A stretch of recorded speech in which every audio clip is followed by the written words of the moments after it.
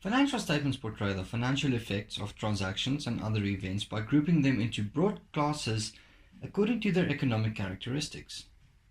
Oh, hi there. I was just reading up on financial statements. I thought it would be good just to go through it again with it being year-end and all recently.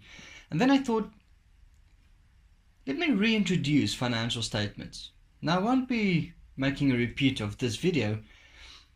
This video is going to touch on the 5 elements that make up financial statements. In that previous video I spoke about the 4 statements and the 4 actual reports that make up the financial statements.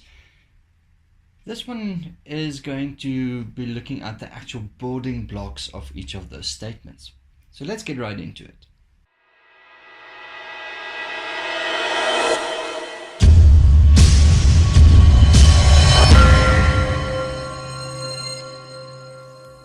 There's typically 2 main financial statements: statement of financial position and the statement of financial performance. Now the statement of financial position, that is the name, that is typically the balance sheet of the entity's statements.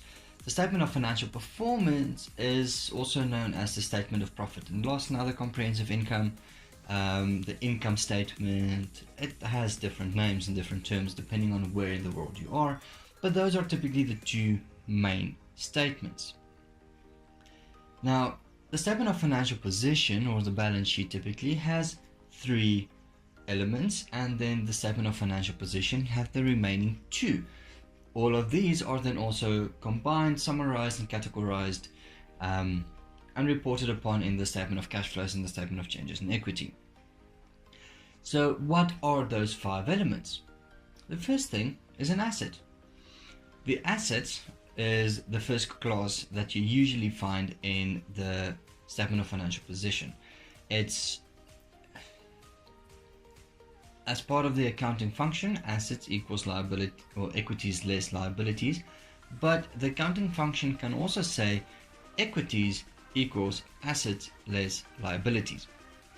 So assets is a very important function because an asset is typically a resource used by the company that is used to generate incomes, or as the standard explains it quite often, economic resources. So you use an asset to gain income. It's important to note that an asset for an entity and an asset for an individual is not necessarily the same thing. An asset for an entity could be the office building in which they work, but the building in which an individual lives is not necessarily an asset. So there's a slight difference. Some things can be used on the same way, and some assets can be considered the same for both. For example, cash in the bank. That 5 rand that you've got in the bank, that 100 rand, that 10 million rand that you've got in the bank, that means the same for you as an individual as it does for a company. So that's basic assets. Now assets are subclassed into 2 subcategories: current assets and non-current assets. Now the main difference between that is that a current asset is basically an asset that will be realized within the next 12 months, and a non-current asset is an asset which will be realized longer than 12 months. And by realize I mean being used to generate future economic incomes.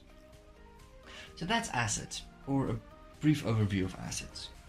Liabilities, which is the second option, it's basically the exact opposite of an asset. It is something that the company has to pay or undergo or incur. That literally means they will be taking economic resources or money or assets out of the company. Again, a liability could be the same for both a company and an individual, or liabilities in some cases might be slightly different. The main, if I use my example of a property again, if there's a bond on the property, the bond is going to be a liability for both the asset, or for both the company as well as an individual. So a liability is essentially an obligation of the entity that they have to settle, and the settling or the settlement of that liability mean an outflow of economic resources or an outflow of cash. So Oh, I forgot to mention. I'm just gonna cut this out here and put this back in there. Liabilities have liabilities have current and non-current as well, subcategories as well. The current subcategory would be a liability that will be settled within 12 months, and a non-current liability, obviously non-current, so it's liabilities that will be settled after 12 months, such as a finance for a vehicle or property or something like that.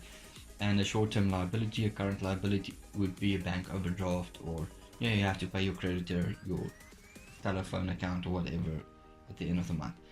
Those are current liabilities. That is assets and liabilities.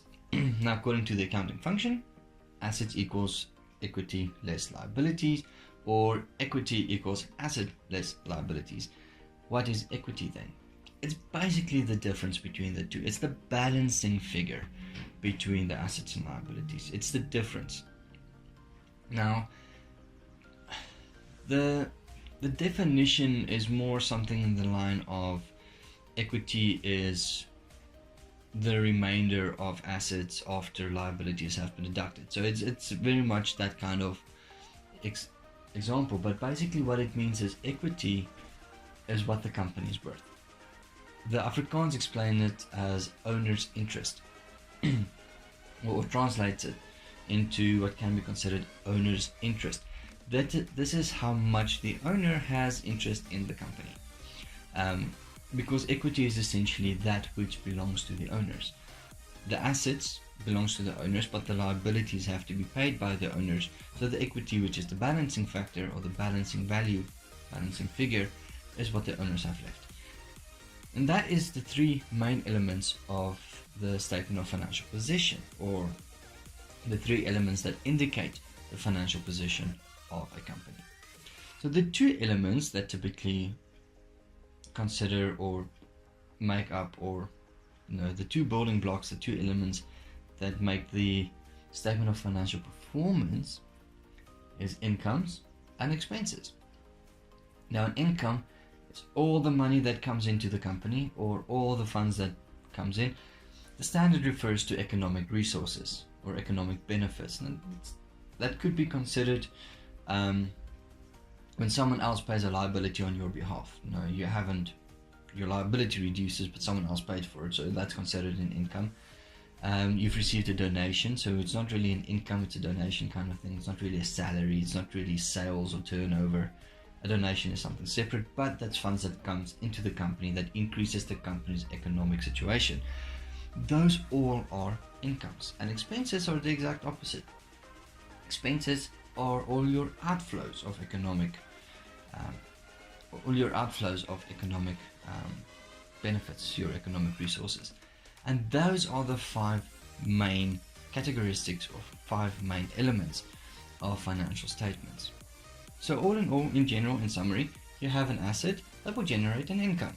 You have liabilities that will most likely cause expenses, or expenses that will most likely cause liabilities, and all of these somehow have an impact on your equity. And those are financial statements. That's an introduction to financial statements. I'm going to be talking a bit more detail about what is the balance sheet, what's the income statement, cash flow statement, and the statement of changes in equity, and how these are going to be used in the next couple of weeks. My name is Jacques Taljaard. This is Practitioner Accounting Services. Stay tuned, and I hope you have a great weekend.